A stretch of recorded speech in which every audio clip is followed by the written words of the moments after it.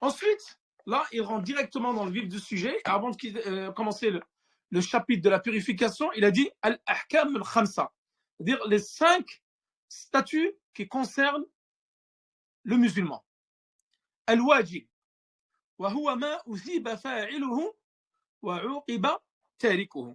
Les 5 catégories d'actes en islam. Il y a d'abord l'acte qui est obligatoire, c'est-à-dire l'obligation, et le wajib. Et nous avons dit la semaine dernière dans le préambule que, par exemple, عند الأحناف, et même parmi d'autres savants, qu'il y avait une différence entre le fard et le wajib.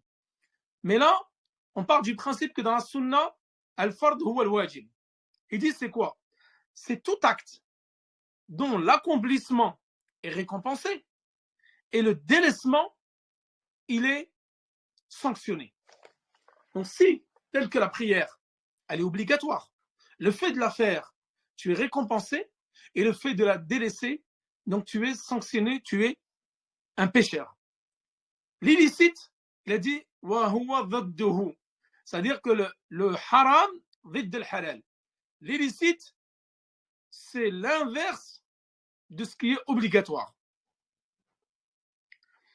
Ensuite, il vient parler du détestable, al-makruh, qu'on appelle al-makruh, ma uthiba tarikuhu wa lam yu'aqib fa'iluhu.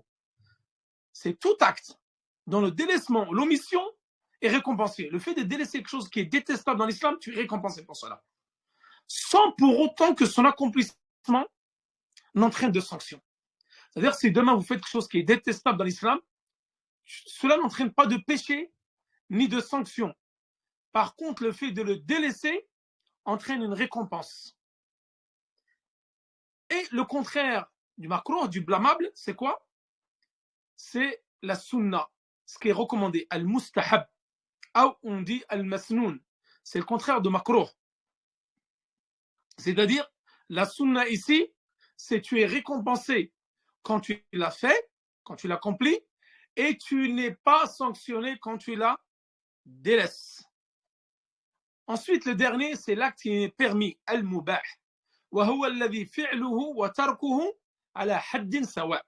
C'est-à-dire que tout acte que l'on peut accomplir indifféremment ou délaisser, alors tu n'es ni récompensé pour cela, ni sanctionné. Comme le fait de boire de l'eau, le fait de manger, le fait de marcher, etc. C'est un acte qui est permis. Le fait de le faire, tu n'es ni sanctionné, ni récompensé. Ici, il dit ويجب على المكلف أن يتعلم منه كل ما يحتاج إليه في عباداته ومعاملاته وغيرها. قال رسول الله صلى الله عليه وسلم من يريد الله به خيرا يفقهه في الدين. Il dit ici, il incombe à toute personne majeure, al-mukallaf. Rappelez-vous, nous en avons déjà parlé lorsque nous avons fait les conditions de la prière. En disant que le mukallaf, c'est la personne qui est majeure, ou donc qui a atteint la puberté, et qui est douée de raison, saine d'esprit. Et nous avons dit que cela excluait le fou, qui a perdu la raison, et l'enfant qui n'a pas atteint la puberté. Donc lui, il dit à cette personne-là qui est mukallaf, donc pubère, douée de raison, saine d'esprit, d'apprendre de la jurisprudence ce dont elle a besoin. Et nous, vous savez bien que la jurisprudence, ceci est très important. Et c'est la chose la plus importante après le tawhid. Et le tawhid, nous en avons parlé hier, c'est le cours du vendredi. Et juste après le cours du vendredi, c'est quoi? C'est la jurisprudence. Et d'ailleurs, rappelez-vous hier, lorsque j'avais parlé de l'acte d'adoration, et j'avais dit qu'il était conditionné par 2 choses.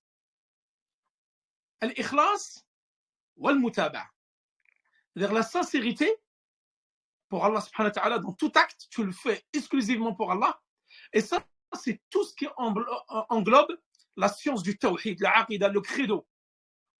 Wal-mutaba'a, le suivi du prophète sallallahu alayhi wa sallam. Et ça concerne quoi?